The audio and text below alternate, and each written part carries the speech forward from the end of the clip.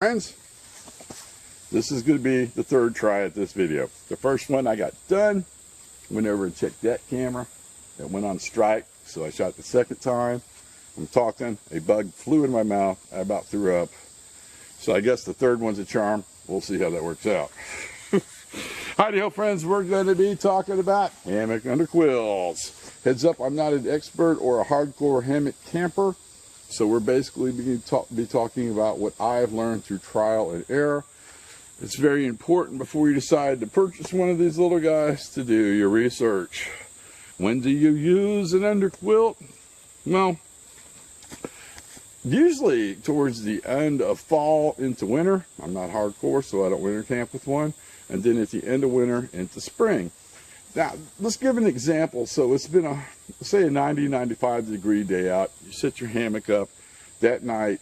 It gets around 80 degrees, which is still pretty warm until that breeze hits you. And it kind of sucks the heat right out of your body. Well, I'm going ahead of myself. So basically, the under quilt is exactly what it says it is. It goes underneath your hammock and creates an air pocket to keep the heat on your body. Same thing like you could do on the ground. Now, what I've done in the past, and it does work to an extent, is I've put my Lucky thermal rest inside the hammock. And it does work. And put the wool blanket in there. The only problem I had is, if you notice, the thermal rest goes to right about here. The under quilt's going to come up to right about there, depending on the one you get. So here's your problem. Your bottom side nice and warm. But from your midsection up to your shoulders, it gets cold when the wind blows on it. So the underquilt is designed to solve that problem. Now, some of them, the high-end ones, are made out of either a synthetic or a down mixture. This one is very cheap. I bought it from the Amazon return store because I'm not sure if I'm going to like underquilts or not. And I'm pretty sure it's made out of the mystery fiber, which I have no clue what its R rating is. And a lot of times, yes, they do have an R rating, and a lot of times they're woven, and this one is not. I don't even know if it's freaking waterproof, to be honest with you. But when I got it, it didn't have the tie-outs here on the ends like this one does to help hold it into place. So I put the 550 on this side.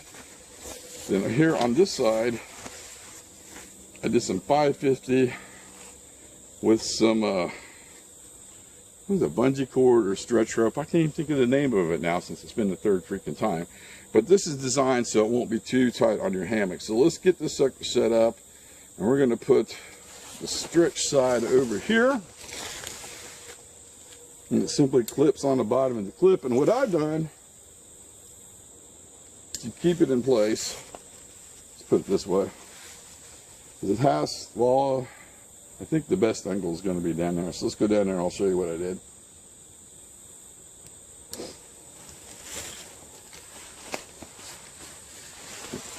Oh, by the way, if you're wondering, yes, this is peanut approved.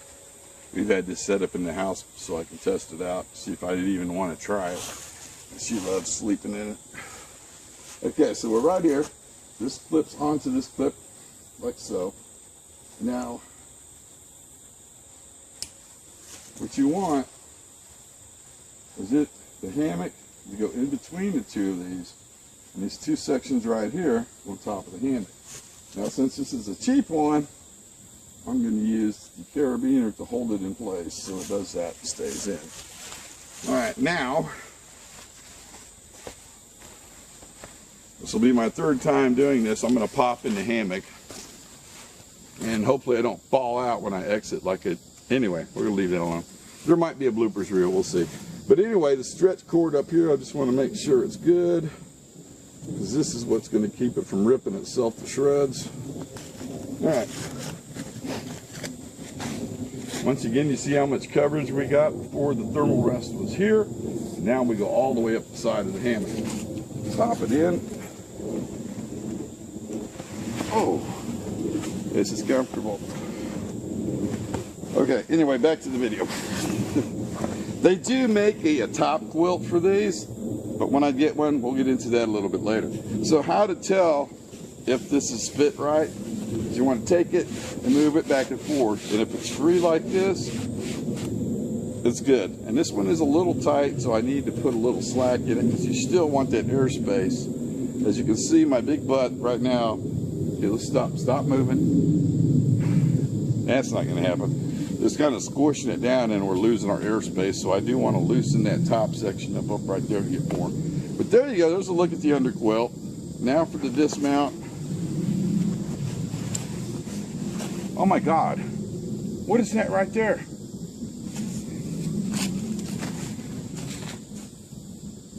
Okay, it's gone. I don't know what it was.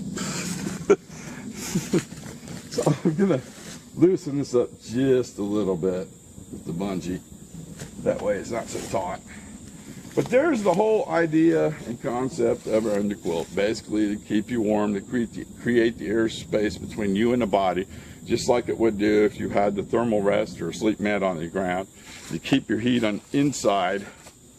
And depending on what the filling is, if it's going to be down synthetic, they all have an R rating. Now personally I think this one's a little too small. It needs to be a little bigger. But as I do more research and I actually buy one I like and the top quilt, I will bring you back and show you what I came up with. In the meanwhile, I know some hammock campers out there that are watching this video. What do I need to do? What am I doing wrong? What would you do better? And what underquilt do you use to make or and model? All right, friends, I'm going to wrap this video up and hopefully that little guy stayed running. Crossing the fingers. Like always, friends, thanks for watching.